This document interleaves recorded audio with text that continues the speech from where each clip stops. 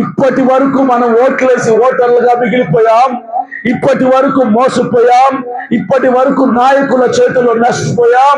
ఇప్పటి వరకు పార్టీల చేతుల్లో అమ్ముడుపోయాం. ఇప్పటి వరకు మన బతుకులు తాకట్టు పెట్టుకున్నాం. ఇప్పటి వరకు మన గ్రామాల అభివృద్ధిని ఆపేసుకున్నాం. ఇప్పటి వరకు మన భావి తరాల భవిష్యత్తులకి మనమే అడ్డుగా నిలిచాం. ఒక్కటి గుర్తు పెట్టుకోండి, ఇప్పుడు సామాన్యులమైన మనము, ఎస్టీలమైన మనము, బడుగు బలహీన బహుజనులమైన మనము అసెంబ్లీ వైపునకు మన ఓటర్లు మాత్రమే కాదు, సీట్ల కోసం అడుగుతానికి మనం బయలుదేరడానికి నేను ప్రజలందరినీ, గ్రామస్తులందరినీ చైతన్యపరచడానికి ప్రజల మధ్యలోకి రావడం జరిగింది.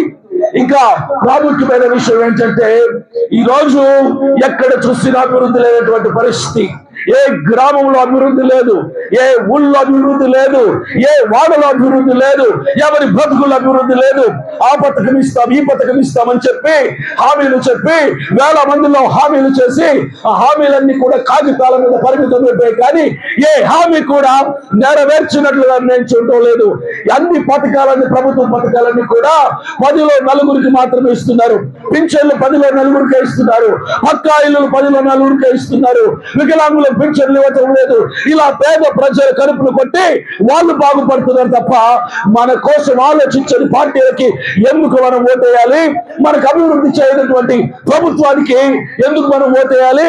కళ్ళ బొల్లి మాటలు చెప్పి మసిపూసి మారడికాయ చేసి మనల్ని మోసం చేసిన వాళ్ళకి ఎందుకు ఓటేయాలి? ఇప్పటి వరకు మన ఓటుకి మనం విలువ లేకుండా చేస్తున్నాం. ఎందుకంటే ఎన్ని సంవత్సరాలైనా సరే ఇప్పటి వరకు ఓటేసిన వాడు సంతృప్తిగా లేడు. అసంతృప్తి, అసంతృప్తి, అసంతృప్తి, అసంతృప్తి, అసంతృప్తి తప్ప ఏమీ లేదు. ఒక్కసారి నా మాట వినండి. నేను మిగిలిన నాయకుల్లాగా, మిగిలిన పార్టీ వాళ్ళలాగా, మిగిలిన వారిలాగా నేను వట్టి మాటలు చెప్పటానికి మీ మధ్యలోకి రాలేదు. నేను డబ్బులు కమ్ముడిపోయే వ్యక్తిని కాదు, పార్టీలకి ప్రలోభపడే వ్యక్తిని కాదు, అధికారం కోసం వచ్చిన వ్యక్తిని కాదు. నాకు కావాల్సింది ఏంటో తెలుసా? సమానత్వం కావాలి. ప్రతి సామాన్యుడు అభివృద్ధి పదవులో నడవాలి. ప్రభుత్వం ఇచ్చే పథకాలన్నీ కూడా, ప్రభుత్వం విడుదల చేసే నిధులు, ప్రతి నియోజకవర్గానికి సంబంధించిన నిధులు ప్రతి పౌరుడు, ప్రతి నియోజకవర్గానికి సంబంధించిన ఓటరు అనుభవించే విధంగా నేను ప్రజల పక్షంగా నిలబడబోతున్నాను. ఒక్క మాట గుర్తుపెట్టుకోండి, ఒక్క మాట గుర్తుపెట్టుకోండి. ఈరోజు నేను కూడా మీకు లాంటి సామాన్యున్నే. నేను కోటీశ్వరుని కాదు, ఆస్తిపరుణ్ణి కాదు, అంతస్తుని కాదు.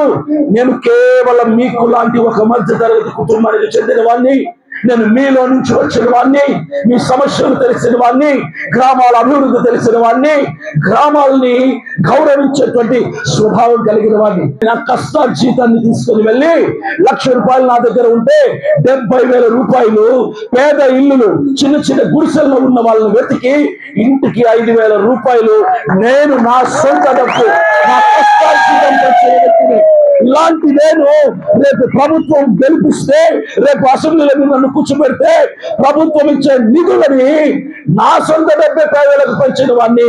ప్రభుత్వం ఇచ్చే నిధులని మీ వరకు తెస్తానా తేనా అన్నది మీకే వదిలేస్తున్నా. ఐటీడీఏ ఉంది, పాడేరు నియోజకవర్గం. ITDA, integrated tribal development agency. ITDA ఎందుకు ఏర్పాటు చేశారు? అది ప్రైవేట్ సంస్థనా, కాంట్రాక్ట్ సంస్థనా? అది ప్రభుత్వం ఏర్పాటు చేసినటువంటి గవర్నమెంట్ ఆర్గనైజేషన్. ఎందుకు ఏర్పాటు చేశారన్న ఐటీడీఏ తెలుసా మీకు? మీలాంటి గ్రామస్తులని, గ్రామాలని అభివృద్ధి చేయడానికి ఐటీడీఏ ఏర్పాటు చేస్తే ఇంటిగ్రేటెడ్ ట్రైబల్ డెవలప్మెంట్ ఏజెన్సీ ద్వారా వస్తున్నటువంటి నిధులు మీకు ఎంతవరకు ఉపయోగపడుతుంది మీకు తెలియదు. కానీ నేను చెప్తున్నా, 1% కూడా మీ వరకు రావటం లేదు. పేరుకి, కంటి చూపుకు మాత్రం అన్ని పెడుతున్నారు, కానీ మన గ్రామాల్లో అభివృద్ధి లేదు. అనాలిస్తూ ఒకసారి ఈ గ్రామంలో ఉన్న సమస్యలు నేను చెప్తా. ఏ ఊరిది? జోహార్ గ్రామం, చింతపల్లి మండలం, పాడేరు నియోజకవర్గంలో ఉన్నటువంటి జోహార్ గ్రామంలో ఉన్న సమస్యల లిస్టు నా ముందుంది. నేను చదువుతాను ఇక్కడ సమస్యలు. ఇక్కడ ఈ గ్రామస్తులకి రోడ్లు, సిసి రోడ్లు లేక ప్రజలు బాధపడుతున్నారు. అంటే మనం వడ్డీలకు డబ్బులు తీసుకొని, ఇన్స్టాల్మెంట్ లో ఫైనాన్స్ లో డబ్బులు తీసుకొని బండి కొనుక్కుంటాం. మన దురదృష్టం ఏంటంటే ఆ బండి మనం ఇంటి దగ్గర పెట్టుకుని సరైనటువంటి సౌకర్యం లేదు, మనం తిరగడానికి సరైనటువంటి సౌకర్యం లేదు. సిసి రోడ్లు ఈ గ్రామంలో, పాఠశాలకి అసంపూర్తి అయినటువంటి భవనం, స్కూల్ ఉంది, స్కూల్ కి సరైనటువంటి బిల్డింగ్ లేదు, అంగన్వాడికి సరైనటువంటి బిల్డింగ్ లేదు, కమ్యూనిటీ భవనం లేదు, పక్కా ఇల్లు కొంతమందికే ఓట్లు మాత్రం అందరం వేస్తాం, పథకాలు మాత్రం కొంతమందికే. పక్కా ఇల్లు 2 మందికి వచ్చాయి, కొంతమందికే. చెక్ డ్యామ్లు లేవు, కొలాయిలు, వాటర్ ప్రాబ్లం. ఈ వాటర్ ప్రాబ్లం ఒక్క మీ గ్రామంలోనే కాదు, 100 గ్రామాలు తిరుగుతున్నా కనీసం వాడుకోవటానికి నీళ్లు కొన్ని గ్రామాల్లో, తాగుతానికి నీళ్లు కొన్ని గ్రామాల్లో, 3 కిలోమీటర్లు వెళ్ళి వాటర్ తెచ్చుకుంటున్నామన్నా, 2 కిలోమీటర్ల దూరం వెళ్ళి వాటర్ తెచ్చుకుంటున్నామన్నా, మా ఊరు కొండ మీద ఉంది, కొండ కిందికి వెళ్ళి నీళ్లు తెచ్చుకుంటున్నాం, గిన్నెలు కడుక్కోవడానికి కొండ కిందికి వెళ్తున్నాం గిన్నెలు పట్టుకొని అని ప్రతి గ్రామస్తుడు వాపోతున్నాడు. ఈరోజు ఇక్కడ కూడా అదే సమస్య. పెన్షన్స్ సగం మందికి వస్తున్నాయి, సగం మందికి రావట్లా. వికలాంగుల పెన్షన్ అయితే నిన్న మేము చీమాడుగుల మండలంలో గన్నేరు పుట్టినటువంటి గ్రామంలో ఒక వికలాంగుడు ఉంటే 18 సంవత్సరాల వయసు. ఆ పిల్లాడికి పెన్షన్ ఇవ్వకుండా, దాదాపుగా వాడి వయసు 18 సంవత్సరాలు అయితే పెన్షన్ ఇవ్వకుండా ఇబ్బంది పెడుతుంటే ఆ అబ్బాయిని తీసుకుని నా కారులో ఎక్కించుకుని, పూర్తి వికలాంగుడు, కాళ్ళు, చేతులు, తల ఏమి పని చేయటం, కంప్లీట్ బెడ్ రిడన్, ఆ అబ్బాయిని మేము మా కారులో ఎక్కించుకొని వెళ్ళి అక్కడ ఆధార్ కార్డుకి బయోమెట్రిక్ వేయించి దాదాపుగా 4 గంటల సమయాన్ని కేటాయించి ఆ పని పూర్తి చేసిన తర్వాత పెన్షన్కి అప్లై చేద్దామంటే వాళ్ళు చెప్పిన మాట ఏంటి తెలుసా? సార్, మా చేతుల్లో ఏం లేదు, 2 సంవత్సరాల నుంచి ప్రభుత్వం వికలాంగుల పెన్షన్ అప్లై చేసుకోవడానికి విడుదల చేయలేదు, మేమేం చేయాలి అంటే ప్రభుత్వము వికలాంగులను పట్టించుకోదా? వికలాంగులు మనుషులు కాదా? వారి బతుకులు కాదా? వాళ్ళు మీకు లాంటి వాళ్ళు కాదా అని నేను ప్రశ్నిస్తున్నా. ఎందుకు చేయాలి సార్ ఓటు ఇలాంటి వాళ్ళకి ఇంత కొరత? ఇంకా చూస్తే భూమికి సరైనటువంటి పట్టాలు లేవు. 20 సంవత్సరాలుగా, 30 సంవత్సరాలుగా, 40 ఏళ్ళుగా, 50 ఏళ్ళుగా, తరతరాలుగా మన తాత ముత్తాతల కాలం నుంచి మనం ఉంటున్న భూములు సరైనటువంటి పట్టా ఇవ్వటం ఉండదు. చాలా మంది పట్టాలు లేక బాధపడుతున్నారు. రేషన్ కార్డులు కూడా కొందరికి ఉన్నాయి, కొందరికి లేవు. ఆ కారణాలు, ఈ లెక్కలు, ఆ చాకులు, ఈ చాకులు చెప్పి ఏదో ఒక రకంగా ఆపేయాలి, ఇదే అంతే తప్ప అరే గ్రామస్తుల్లో చదువు ఉండదు కదా వాళ్ళకి, మనమే చెప్పి నేర్పించి రేషన్ కార్డులు కానీ, ఆధార్ కార్డులు కానీ, పెన్షన్ అప్లై చేసే ప్రాసెస్ కానీ మనమే నేర్పిద్దామన్నటువంటి వైఖరి ఎక్కడ కూడా కనిపించడం లేదు. ఇలాంటి అసంతృప్తి బ్రతుకుతున్న మనం అభివృద్ధి కోసం పరిగెడదామా వద్దా? అన్నా మీకోటే చెప్తున్నా, మీరేం పరిగెత్తక్కర్లా. అభివృద్ధి కావాలి అనుకుంటే ఒక్క పని చేయండి నా కోసం. ఏమవుతా? ఒక్క పని. ఇంతవరకు మా నాయకుడు అని ఓటేశారు, ఇంతవరకు మా నాన్న ఓటేసిన పార్టీ అని ఓటేశారు, ఇంతవరకు మా తాత ఓటేసిన పార్టీ అని ఓటేశారు, ఇంతవరకు మేము ఎప్పుడు ఎన్నికలు వచ్చినా ఆ పార్టీకే ఓటేస్తాం అని ఓటేశారు. అదంతా కూడా మీ అభిమానాన్ని గొయ్యి తీసి పాతెట్టేయండి. ఎందుకంటే మీరు అభిమానంతో వేసిన ఓటు మీకు అభివృద్ధి తీసుకురాలేదు. అలాంటి అభిమానం మనకు అవసరమా అని ప్రశ్నిస్తున్నా. మీరేం పరిగెత్తకర్లా నా కోసం. అభిమానంతో ఓటేయడం మానేయండి, అభివృద్ధి తెచ్చేవాడికి ఓటేయండి. మొదటిసారి ఒక్కసారి అభివృద్ధి చేసేవాడికి అవకాశం ఇవ్వండి. పెట్టుబడి పెట్టి రాజకీయాన్ని వ్యాపార రంగంగా మార్చే దొంగలకి ఓటేయద్దు, దోపిడీకారులకు ఓటేయద్దు. దోపిడీకారుల్ని, దౌర్జన్యకారుల్ని, అన్యాయం చేసే వాళ్ళని, అరాచకాలు చేసే వాళ్ళందరి రోజు మనం ఓట్లేసి అసెంబ్లీలో కూర్చోబెడుతున్నాం దొంగల్ని. సామాన్య ప్రజలు ఏడుస్తూ విలవిలలాడిపోతుంటే అభివృద్ధి లేక పట్టించుకునే ఒక్కడు లేకపోతే వాళ్ళ మీద మనం అభిమానం చూపిస్తుంది. ఒక్కసారి అభివృద్ధి చేసే ఒక సామాన్యుడి కోటేయండి.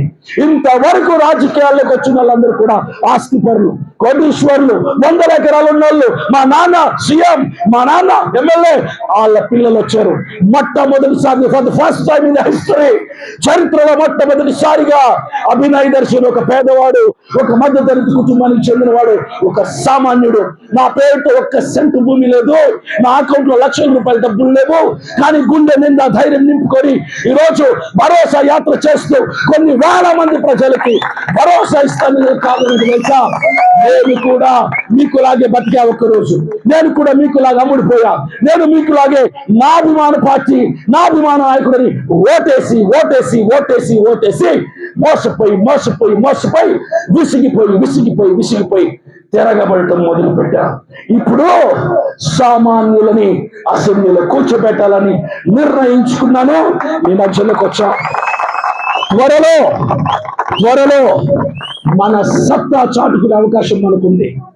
2 నెలల్లో అభినయ్ దర్శన్ ఏంటో రాష్ట్రం మొత్తం చూపించే అవకాశం ఉంది. ఒక్కసారి ఆలోచించండి. మీ సామాన్యుడు, మీలో నుంచి వచ్చిన నేను, డబ్బు కమ్ముడుపోని వాణ్ణి, డబ్బంటే ఇష్టం లేని వాణ్ణి, ఏదైనా ఉంటే పేదల కోసం చేసి పేదల కోసం మంచి చేస్తూ చావాలి అన్న రోషం కలిగిన వాణ్ణి.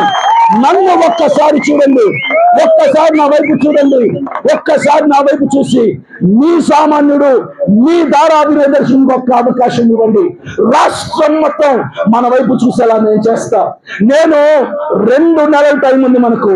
2 నెలల్లోగా పంచాయతీ ఎన్నికలు రాబోతున్నాయి. పంచాయతీ ఎన్నికల్లో పాడేరు నియోజకవర్గంలోని 5 మండలాల్లో ప్రతి పంచాయతీలో, ప్రతి వార్డులో మనం భరోసా పార్టీ తరఫున అభ్యర్థులను నిలబెట్టబోతున్నాం. అదే మన ముందున్న సవాల్ అదే మనకు. చింతపల్లి మండలంలో, శ్రీమడుగుల మండలంలో, కొయ్యూరు మండలంలో, జీకేవిధి మండలంలో, అన్ని మండలాల్లో కూడా ప్రతి పంచాయతీలో కూడా మన సర్పంచ్ గెలవాలి, మనమే ఓట్లేసి గెలిపించాలి. మొట్టమొదటిసారిగా సామాన్యుని గెలిపించండి, మొట్టమొదటిసారిగా చరిత్ర సృష్టిద్దాం. ఇంతవరకు కోర్టుల్లో రాజకీయం చేస్తే ఎలా ఉంటుందో చూపించాం. ఇంతవరకు కోర్టున్న వాళ్ళు అధికారంలో ఉంటే ఎలా ఉంటుందో చూశారు. ఇంతవరకు ఆస్తులను రాజకీయం చేస్తే ఎలా ఉంటుందో చూశారు. మొట్టమొదటిసారిగా ఇంత చరిత్రలో ఏమీ లేని ఒక సామాన్యుడు ప్రజలు గెలిపిస్తే ఎలా ఉంటుందో చరిత్ర సృష్టించబోతున్నారు. రాష్ట్రమంతా అభినయ్ దర్శన్ సునామీ సృష్టించబోతున్నాడు. ఇది నా ఒక్కడి వల్ల కాదు, నా వెనక మీరుంటేనే అవుతుంది. నువ్వు ఒక తీర్మానం తీసుకో. నేను సామాన్యుడికి ఓటేస్తా. నాకు అభివృద్ధి కావాలి, అభివృద్ధి కోసం పోరాడే వాడికి ఓటేస్తా. నేను మోసపోయా, అమ్ముడిపోయా, నష్టపోయా, తాకట్టు పెట్టుకున్న నా బతుకుని ఒక మోసపోయిన వాడిని, నష్టపోయిన వాడిని ఓటేసి గెలిపించి అసెంబ్లీలో కూర్చోబెడితే పదవప్ప చెప్పి అప్పుడు నా బతుకు మారిద్ది, నా చీకటి బతుకు వెలుగుగా మారిద్ది. ఒక్క అవకాశం ఇవ్వండి. 2 చేతులెత్తి నమస్కరించి మిమ్మల్ని అందరినీ ప్రాధేయపడుతున్నా. అవసరమైతే మీ కాళ్ళు పట్టుకోవడానికి నేను రెడీ. ఎందుకో తెలుసా, నాకు మార్పు కావాలి, నాకు అభివృద్ధి కావాలి, ఈ సమాజం మారాలి, ఈ నియోజకవర్గం మారాలి, ఈ రాష్ట్రం మారాలి, ఈ దేశం మారాలి. ఎంతకాలం వెనుకబడి ఉంటాం, ఎంతకాలం వాళ్ళ చెప్పుల కింద బతుకుతాం. గుడిసెలు లేకుండా చేస్తామని గుడిసెలు అడ్డు పెట్టుకుని, గుడిసెల మీద మేడలు కట్టుకుని, సింహాసనం మీద కూర్చుని మీరు మీ కాళ్ళ కింద బతుకుతుంది మేమా? మీ కాళ్ళ కింద ఉన్నవాడే అభినయ్ దర్శన్ కూడా ఇప్పుడు వచ్చాడు, లేచాడు, నిలబడ్డాడు, గెలుస్తాడు, మా వాళ్ళని గెలిపించుకుంటాడు. అభివృద్ధి అంటే ఏంటో చూపిస్తాడు. రాసి పెట్టుకోండి. వచ్చే ఎన్నిక 2 నెలలు ఉంది, సిద్ధం కండి. 2 నెలలు ఉన్నాయి. గుంట నక్కలను తరిమి కొట్టే అవకాశం ఉంది. 2 నెలలు ఉంది. దొంగల రాజ్యాన్ని తరిమి కొడదాం. ప్రజలే పాలకులు అవ్వాలి, శ్రామికులు పాలకులు అవ్వాలి, శ్రామికులు పదవుల్లోకి రావాలి, శ్రామికులు సర్పంచులు అవ్వాలి, సామాన్యులు వార్డు మెంబర్లకు గెలవాలి, గెలిచి చూపించాలి. ఒక్క అవకాశం ఇవ్వండి. నేను మిమ్మల్ని అడిగాను, ఒక్క అవకాశం మాత్రమే. నేను మిగిలిన పార్టీ వాళ్ళగా మీకు నేను ఓటుకు డబ్బులు పంచలేను. ఓటుకు 200 ఇస్తారట. సర్పంచ్ ఎలక్షన్స్ కి నేను డబ్బులు ఇవ్వలేను. ఒక్కటి గుర్తుపెట్టుకోండి, నేను డబ్బు ఇవ్వను. ఎందుకంటే నేను డబ్బు ఇస్తే ఇచ్చిన నేను అవినీతి పరులు అవుతా, తీసుకున్న మీద అవినీతి పరులు అవుతారు. ఓటు అన్నది మన బాధ్యత, ఓటు అన్నది మన హక్కు, ఓటు అన్నది ఉచితంగా భారతీయ పౌరసత్వం కాపాడుకోవడానికి వేయాల్సినటువంటి బాధ్యతగా, ఉచితంగా, నిజాయితీగా, నీతిగా ఓటు వేయటానికి మీరు సిద్ధం కండి. నీతిగా, నిజాయితీగా, యథార్థంగా మీ కాళ్ళ ముందు కూర్చొని మీకు సేవలు చేయడానికి నేను సిద్ధమవుతా. నేను రెడీ. మీరు రెడీనా? నేను రెడీ. మీరు రెడీనా? ఇప్పుడు చూద్దాం. ఇంతవరకు డబ్బులు పంచి నోట్లు పంచి సామాన్యులను మోసం చేసి గెలిచిన గెలుపు మీద ఒక గెలుపా అని అధికారంలో ఉన్న ప్రతి ఒక్క నాయకుడిని నేను ప్రశ్నిస్తున్నా. ఇప్పుడు చూసుకుందాం. ప్రజలకు డబ్బు పంచకుండా అభినయ్ దర్శన్ ఒక్క వైపు నిలబడుతున్నాడు. డబ్బులు పంచి ఓట్లు అడిగే మీరందరూ ఒక వైపు నిలబడదాం. చూసుకుందాం, లెక్కలు తెలుసుకుందాం. ప్రజలు ఎవరికి ఓటేస్తారు, ఎవరిని గెలిపిస్తారు, ఎవరిని పనులలో కూర్చోబెడతారు చూసుకుందాం, లెక్కలు తెలుసుకుందాం. ఇదే దారా అభినయ్ దర్శన్ సవాల్.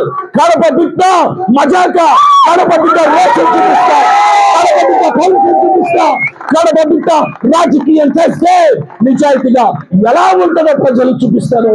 అధికారంలో ఉన్న వాళ్ళకు చూపిస్తా. సమస్యలు వస్తే పట్టించుకోరా, ఏడిస్తే వినపడదా, మా ఆర్గనారాలు పట్టించుకోరా. అందుకే నా లాంటి వాడికి కడుపు కాలింది, గుండె రగిలింది కాబట్టి ఈ ఘోరాలను చూసి రగిలిన గుండెతో కడప నుంచి బయలుదేరి 1000 కిలోమీటర్ల దూరంలో వచ్చి గిరిజనుల పక్షముగా పోరాడుతున్నాం. పంచాయతీ ఎలక్షన్స్ అయ్యే వరకమ్మా అన్నలారకలా గుర్తుపెట్టుకోండి. నన్ను మీ బిడ్డ అనుకుంటారో, మీ అన్న అనుకుంటారో, మీ తమ్ముడు అనుకుంటారో, మీ కుటుంబీకులు అనుకుంటారు అనుకోండి, మీ రక్త సంబంధం అనుకుంటారు అనుకోండి. మీ ఇంట్లో వాళ్ళు మీకోసం ఏం చేస్తారు నాకు తెలియదు, కానీ మీకోసం నేను ఏదైనా చేస్తా. అయితే మీరు కాళ్ళు పెట్టుకుంటే పీకనవుతా, లేదంటే మీరు నెత్తిలో పెట్టుకుంటే బియ్యనవుతా, ఏదైనా అవుతానికి మీకోసం నేను సిద్ధం. మీరు సిద్ధం కండి. ఒక్క అవకాశం ఇవ్వండి. ఒక్కొక్కడికి గూబలు గుయ్యమనిపించేలాగా మీరు వేసే కావాలి. మీరు వేసే ఓటు చెప్పు దెబ్బ కావాలి. మీరు వేసే ఓటు సర్పంచ్ ఎలక్షన్స్, పంచాయతీ ఎలక్షన్స్ కాదు, వచ్చే అసెంబ్లీ ఎలక్షన్స్ లో ఎమ్మెల్యేను డిసైడ్ అవ్వాలి. మీరు వేసే ఓటే. అభినయ్ దర్శన్ సునామీ సృష్టించబోతున్నాడని మిగిలిన భయం రావాలా? భయం పుట్టిస్తా, ఖచ్చితంగా భయం పుట్టిస్తా. భయం అంటే ఏంటో ప్రతి అధికార పార్టీలో ఉన్నోడికి, ప్రతి పార్టీకి, ప్రతి నాయకుడికి భయం ఎలా ఉంటుందో చూపిస్తాను. అన్యాయం చేసిన వాడు న్యాయానికి ముందు తలంచాల్సిందే. అవినీతి పరుడు నీతి ముందు తలంచాల్సిందే. అబద్ధం ఎప్పుడు నిజానికి తలంచి దాసోహం సార్ సలాం అని కొట్టాల్సిందే. మీరు తలంచే రోజు వచ్చింది, సలాం కొట్టే రోజు వచ్చింది, దాసోహం అయ్యే రోజు వచ్చింది. మా కాళ్ళ కింద మిమ్మల్ని అణిచిపెట్టే రోజు 2 నెలల్లో ఉంది. మేమేంటో, సామాన్యుల పవర్ ఏంటో, సామాన్యుల శక్తి ఏంటో, సామాన్యుల బలం ఏంటో 2 నెలలు వెయిట్ చేయండి, తొందరపడద్దు. మిమ్మల్ని చూస్తాం, మీ అంతు తెలుస్తామని చెప్పి సభాముఖంగా తెలియజేస్తూ నా మాటలు నేను ముగిస్తాను. అందరికీ నమస్కారం.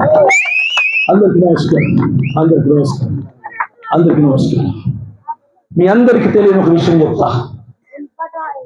ఈరోజు నేను ఇంత గట్టిగా మాట్లాడుతున్నా, ఇన్ని కిలోమీటర్లు నడుస్తున్నా. నేను ఒక హార్ట్ పేషెంట్. ఈ విషయం చాలా మంది తెలియదు. నాకు 2023 సంవత్సరంలో 2 స్టంట్లు ఉంటాయి. నా తల్లిదండ్రులు, నా కుటుంబం నన్ను సమాజం కోసం వదిలేశారు. డాక్టర్ నా చెప్పాడు ఏంటో తెలుసా? గట్టిగా మాట్లాడకూడదు, ఎక్కువ నడవకూడదు. ఈరోజు నేను చేస్తుంది ఏంటి చెప్పండి? గట్టిగా మాట్లాడాలి, ఎక్కువే నడవాలి. ఈ రోజు నేను చేస్తున్నదే. కారణం ఏంటో తెలుసా? ప్రతి ఇంటికి ఒక అభినయ్ దర్శన్ నిలబెట్టాలి. ఈ అభినయ్ దర్శన్ చస్తాడేమో, ఈ అభినయ్ దర్శన్ చచ్చిపోతాడేమో, కానీ నేను చచ్చేలోగా 1000 మంది అభినయ్ దర్శన్ తయారు చేసి 1000 మంది అభినయ్ దర్శన్ తయారు చేసి 1000 మంది ఒక్కడితో పోతుంది. 1000 మందికి మండుకుంటుంది, లక్షల మందికి మండుకుంటుంది, రాష్ట్రం అంతా మండుకుంటుంది. ఈ యొక్క నిప్పు, ఈ న్యాయం అనే నిప్పు, ఈ శక్తి అనే నిప్పు రాష్ట్రం అంతా మండుకుంటుంది. అవినీతి నాయకులను తగలబెట్టేయటం పక్కా ఖాయం.